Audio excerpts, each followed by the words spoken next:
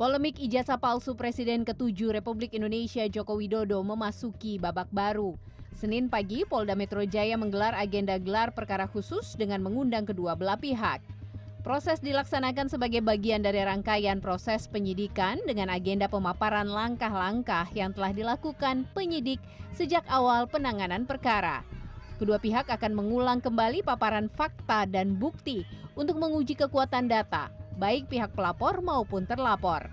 Gelar perkara khusus merupakan permintaan dari kubu tersangka atau Roy Suryo CS. Menurut penuturan kuasa hukum Roy Suryo, Ahmad Khozinuddin, gelar perkara khusus dilakukan untuk melihat transparansi penetapan status tersangka Roy Suryo CS.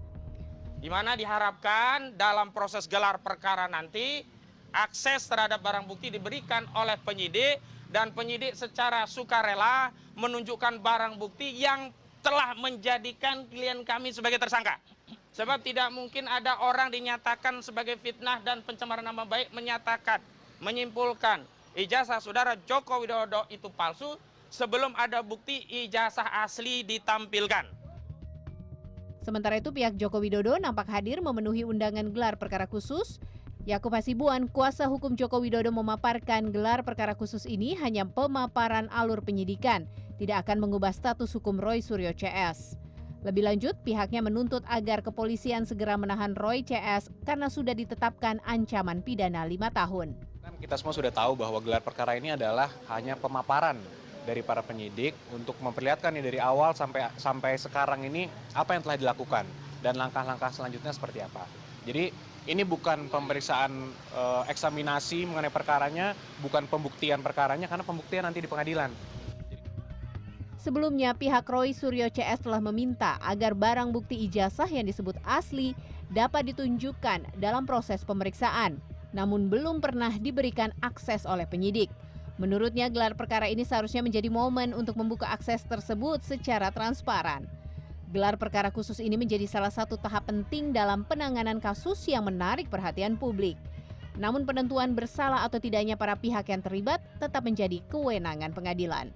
Clarissa Aradia, Warsa, Jakarta. Tersangka kasus dugaan ijazah palsu Jokowi, Roy Suryo, menyatakan akan menyampaikan analisis ijazah yang disebutnya memiliki indikasi kuat tidak asli, termasuk perbandingan dengan ijazah sezaman terbitan Universitas Gadjah Mada.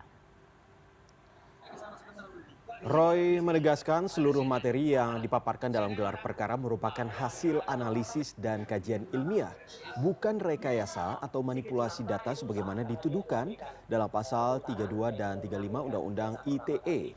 Tidak hanya itu, pihaknya memaparkan temuan terkait dokumen skripsi yang dinilainya tidak memenuhi unsur administratif penting, seperti tidak adanya lembar pengujian dan nama dosen penguji. Nanti ada preskon kedua setelah selesai. Itu semua kami tolak karena kami tidak melakukan rekayasa apapun. Ya, intinya kami melakukan analisis. Hasil dari analisis itulah hasil dari software atau program. Nanti detail Bang Reswan juga pasti akan menyampaikan. Justru mereka lah kayak Andi Aswan, Joshua Sinambela yang harusnya kena. Jadi intinya yang akan kita tangkal di situ. Kemudian kita jelaskan, kita juga membawa ijazah, contoh ijazah UGM tahun 85 yang tahun angkatannya sama dengan Jokowi, ada watermarknya, ada embossnya, detail banget. Akan kita tunjukkan. Kemudian ada ijazah pembanding yang kita tampilkan di mana ini kalimat yang sangat legendaris. Ijazahnya Jokowi itu mencotot ya keluar. Kemudian logonya Pateng Pledot ya gitu. Selain cotot logonya Pateng Pledot.